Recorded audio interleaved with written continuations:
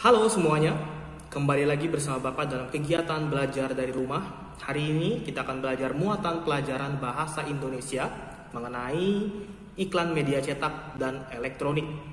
Baik, tanpa menunggu lama lagi, mari kita mulai.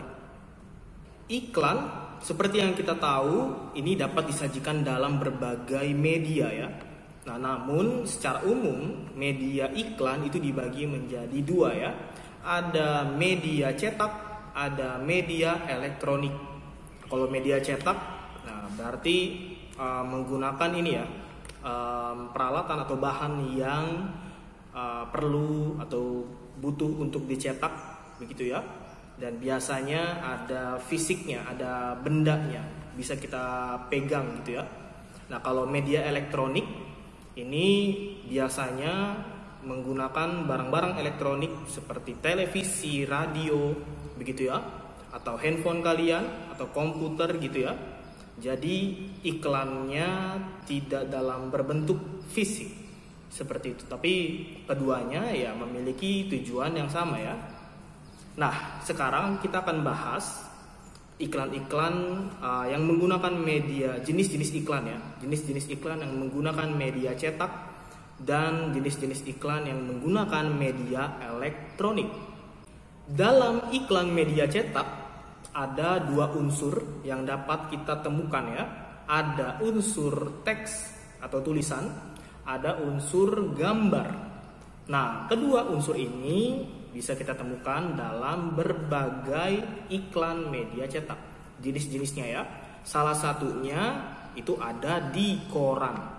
Kalau kalian pernah lihat atau baca koran, nah di sana pasti banyak terdapat berbagai macam iklan ya. Mulai dari yang menawarkan barang, jasa, atau memberitahu sesuatu ya, iklan pengumuman, iklan layanan masyarakat, dan masih banyak lagi. Nah, sekarang Bapak akan bahas jenis iklan yang ada di dalam koran. Nah, secara umum iklan yang ada di dalam koran itu dibagi menjadi dua jenis. Ada iklan baris, ada iklan kolom. Iklan baris dan iklan kolom. Nah, apa arti atau maksud dari keduanya? Nah, ini akan kita bahas ya. Yang pertama adalah iklan baris. Iklan baris adalah iklan singkat yang hanya terdiri atas beberapa baris di dalam sebuah kolom ya. Nah, dalam iklan baris jumlah ruang yang disediakan ini sangat terbatas. Maka dari itu, biasanya penulisan iklan baris banyak menggunakan singkatan-singkatan agar menghemat tempat dan menghemat biaya pemasangan. Karena biaya iklan baris itu dihitung berdasarkan jumlah kata, jumlah baris, panjangnya ya, panjang iklannya, dan berapa kali diterbitkannya.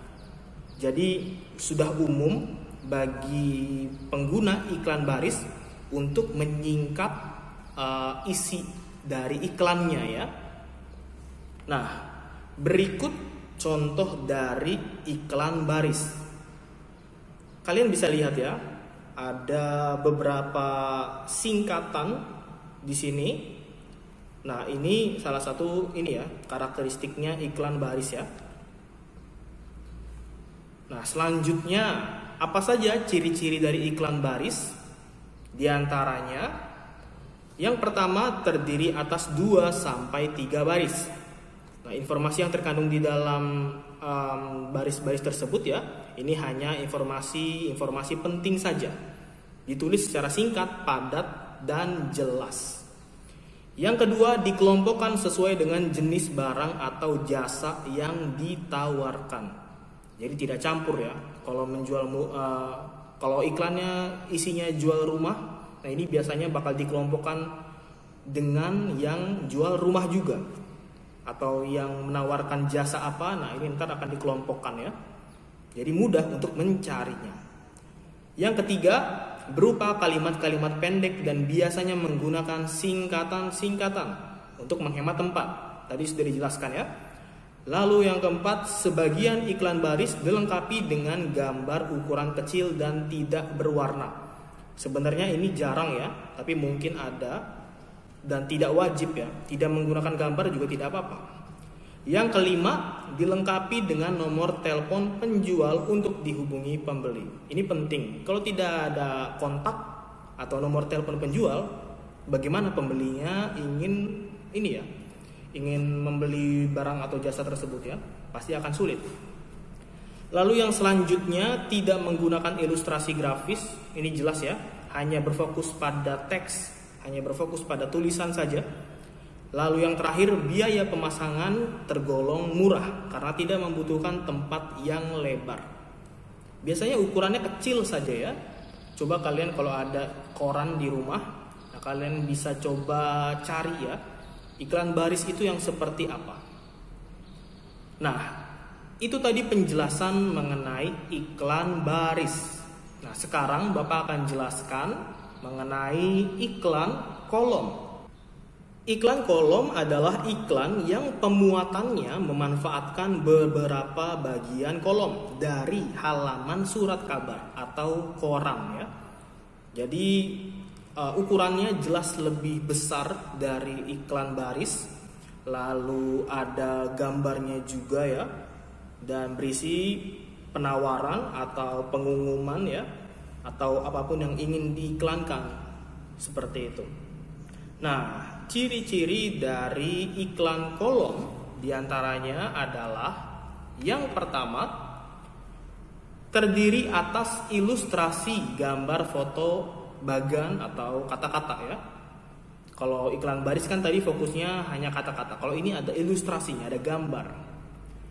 Lalu yang kedua, ukurannya lebih besar daripada iklan baris, seperti yang tadi Bapak bilang. Bahkan ada yang penuh satu halaman koran. Jadi ukurannya tidak terlalu dibatasi ya.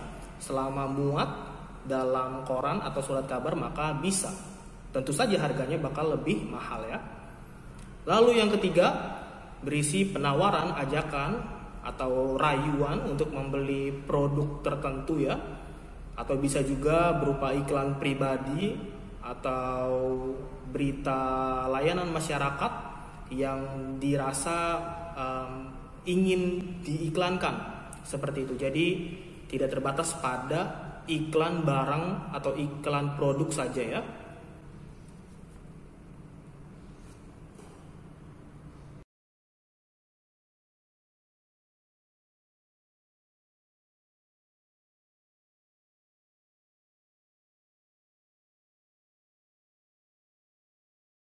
Selain koran, masih ada banyak lagi contoh iklan media cetak yang dapat kalian temukan di kehidupan sehari-hari ya. Contohnya seperti majalah atau brosur, pamflet selebaran ya, dan masih banyak lagi. Nah, selanjutnya Bapak akan jelaskan mengenai iklan media elektronik. Nah, dalam iklan media elektronik ini unsur-unsurnya lebih beragam dibanding iklan media cetak ya. Di antaranya ada unsur suara atau audio ya, ada unsur gambar atau visual, dan masih banyak lagi. Nah, yang akan Bapak jelaskan dalam iklan media elektronik ini ada iklan televisi, ada iklan radio, dan iklan internet. Yang pertama yang akan Bapak jelaskan adalah iklan televisi. Nah, dalam iklan media televisi ada beberapa unsur yang dapat kita temukan ya.